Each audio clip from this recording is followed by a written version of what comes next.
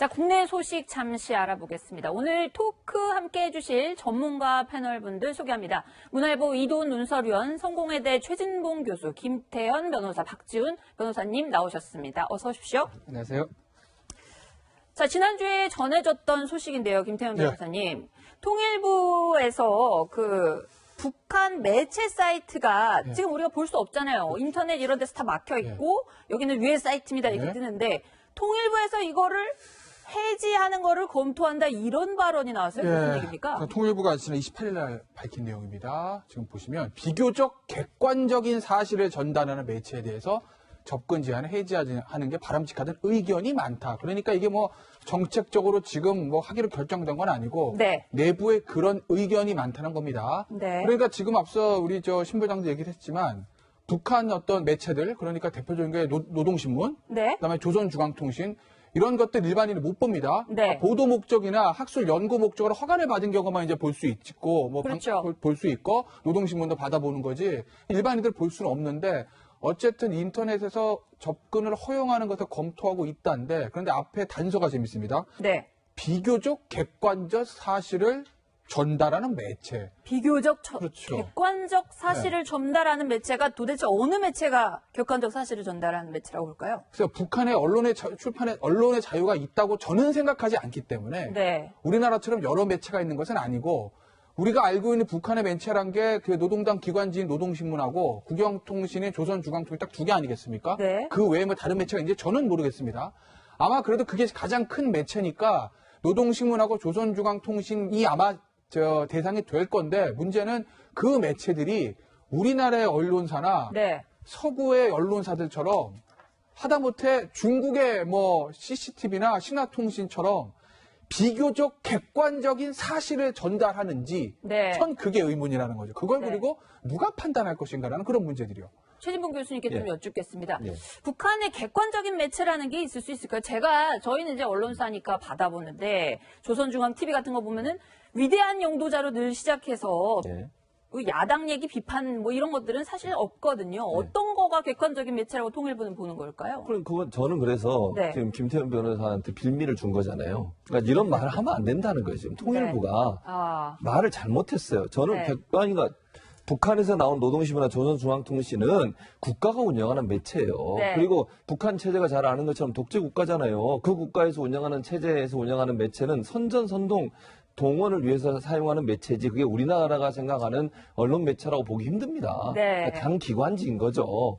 그렇다고 하면 이런 표현을 쓸 필요 왜 정제된 용어를 사용한다, 객관적인 사실을 전달한다 그렇게 보면 안 되는 거죠. 그래서 저는 통일부가 이런 표현을 쓴 것 자체가 저는 잘못이라는 생각이 들어요. 저런 용어를 쓰는 바람에 도리어 더 비판을 받을 수 있는 요지가 생겨버렸어요. 그러니까 차라리 지금 뒷부분에 얘기한 거, 그러니까 저는 핵심은 이거라고 봅니다. 사실 지금 뭐 노동신문이나 조선중앙통신 같은 경우 프락시 서버라고 그래서 간접 통로를 통해서 많은 분들이 볼 수가 있어요. 그러니까 지금 말씀하신 것처럼 인터넷상에서 방송통신심의위원회에서 그걸 막아놔서 직접적으로 들어갈 수는 없지만 간접적인 방법으로 들어갈 수 있는 방법들은 얼마든지 있거든요.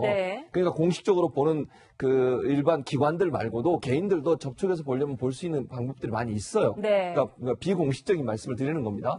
이런 상황에서 또 우리 국민들이 이 정도의 어떤 정치 의식이나 생각이나 또 북한의 체제에 잘 알고 있기 때문에 그게 뭐 위대한 지도자 이렇게 한다 한들 그 우리 국민들은 김정은을 그렇게 보겠습니까? 저는 그렇게 보지 않거든요. 그래서 차라리 그렇게 공개하는 것도 우리 국민들의 수준에 봐서 별 무리가 없을 것 같다. 그리고 북한의 실체를 또 제대로 파악할 수 있는 저렇게 한 명의 영도자를 독재자를 찬양하고 그 사람 중심으로 모든 게 돌아가는 그런 실체를 볼 수 있는 기회가 될 수도 있다. 이렇게 얘기했으면 문제가 없을 텐데 뭐 객관적이라는 말을 한다거나 또는 정제된 용어를 이런 용어를 사용해서 도리어 비난을 받을 수 있는 요소가 있다는 생각이 듭니다. 그래서 그런지 바른미래당에서는 당장 비판이 나왔는데 이준석 최고위원 같은 경우에는 앞으로는 포털 사이트 많이들 이용하는 포털 사이트에서 지금 우리가 국내 매체만 보고 있는데 노동신문, 조선중앙통신을 우리 네이버 다음 이런 데서도 볼 수 있게 되는 것 아니냐. 자, 박지훈 변호사님 본인의 생각이라는 거죠. 상상인 거죠. 만약에 정말로 저렇게 된다면 우리가 많이 보는 파란색, 푸른색 포털 사이트도 하늘색도 있지만요. 포털 사이트에서 검색을 하면 네. 그쪽 기사도 볼 수 있는 게 아니냐라고 얘기를 하는데 우려죠. 네. 그렇게 될 가능성은 아직까지는 뭐 낮는 상황이 아닌가 생각이 네. 들고 아마 지금 다들 좀 얘기를 좀 했지만 외교부나 뭐 통일부에서 이렇게 얘기하는 것 자체는 국민들이 그만큼 성숙했기 때문에 굳이 이렇게 매체를 공개를 한다 손 치더라도 네. 문제가 없다라고 뭐 그런 얘기를 하는 것이 조금 더 오도가 됐을 가능성이 있지 않을까. 아직 공식적으로 밝힌 건 아니기 때문에 네. 또 공식적으로 그걸 했을 때 여러 가지 문제점도 좀 봐야 되기 때문에 네. 일단 지금 뭐 그거 안 해도 사실 보고 싶은 사람 볼 수 있거든요. 아까 말씀하셨던 네, 의외로. 그렇기 때문에 네. 아직까지는 뭐 포털 얘기를 저렇게 이준석 최고위는 하지만 그까지는 좀 생각할 필요는 없지 않을까 이렇게 봅니다. 네. 사실 저희 아까 이제 이도훈 의원께도 말씀드렸지만은 방송사나 신문사 같은 경우에는 북한 쪽하고 이제 계약을 해가지고 돈을 주고 북한 TV라든지 통신 같은 신문이나 이런 것들을 받아보잖아요. 사실 그거 보면서요, 저는요, 지금 다들 말씀하신 것처럼 이거를 그냥 우리 국민들한테 보여줬을 경우 오히려 북한의 실상을 제대로 알게 되지 않을까 하는 생각도 들긴 들거든요. 그러니까 노동신문이나 조선중앙통신이 북한의 실상을 있는 그대로 절대 전달하지 않습니다. 아, 그러니까 그들이 어떻게 선전하는지 네, 이런 그렇습니다. 것들을. 그러니까 그 네. 선전 선동 기구고 또 한편으로는 그 세뇌 기구예요. 저희가 이제 물론 개방을 해도 볼 사람은 많지 않고 또 언론에서는 다 정제해서 표현을 하겠지만 세뇌라는 게 우리는 우습게 생각하지만 우리가 북한 방송에서 북한의 어린이들 보면 어떻게 저럴 수 있을까 하고 깜짝 놀라게 되지 않습니까? 네. 그게 다 세뇌거든요. 그래서 아주 어렸을 때부터 계속 우리 반복적으로. 성숙한 국민들이 세뇌당할 가능성은 그렇게 크지 않지만 네. 우리 사회에도 이른바 그 친북 세력, 종북 세력이라는 게 존재하지 않습니까? 네. 그런 분들은 굉장히 영향을 많이 받을 수 있고 특히 문제가 뭐냐면은 국가보안법이 어쨌든 지금 살아있는 법입니다. 그렇죠. 근데 살아있는 법을 위반해서 이런 조치를 취하는 거는 대단히 우려스러운 일이고 만약에 이거를 그 노동신문 그러니까 이전에도 이런 시도가 없었던 건 아니에요. 정부에서도 그런가요? 있었고 네.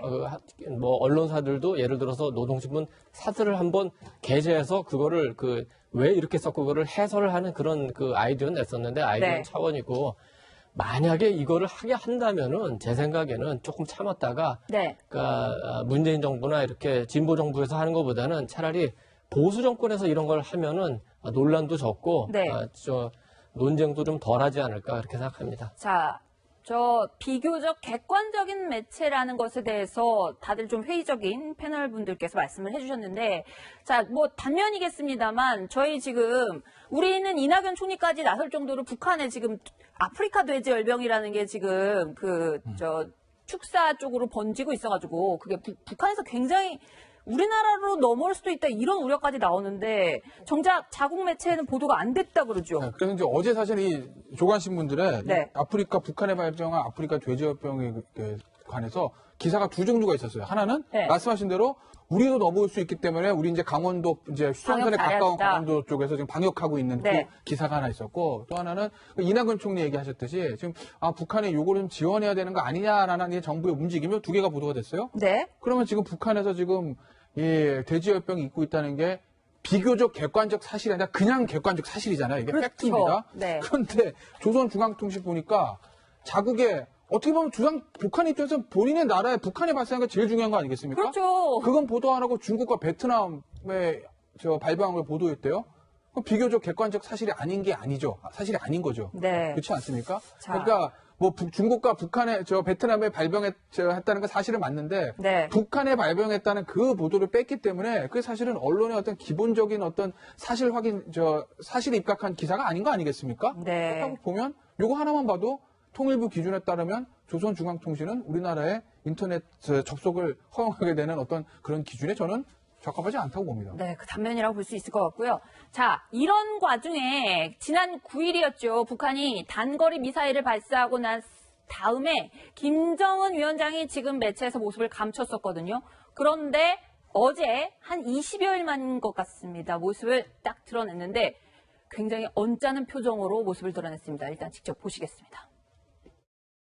공장에서 인민경제와 국방력 강화에 절실히 이바지하는 성능 높은 기기 설비들을 마음먹은 대로 생산하고 있는 데 대해 높이 평가하셨습니다. 강제트락토르 종합공장은 나라의 기계제작 공업을 발전시키는 데서 중요한 자리를 차지하고 있다고 하시면서 자, 어쨌든 북한은 최고 지도자가 곳곳을 시찰 다니면서 계속 독려하고 함으로써 이 생산이 유지가 되고 경제가 돌아가서 그런지 또 이 강계 트락토르라고 하는 데가 트랙터 공장입니다. 트랙터 만드는 그런 공장인데 거기를 방문했다. 거기 가서 근데 엄청나게 화를 냈다고 합니다. 뭐라고 했는지 아나운서의 얘기를 들어보겠습니다.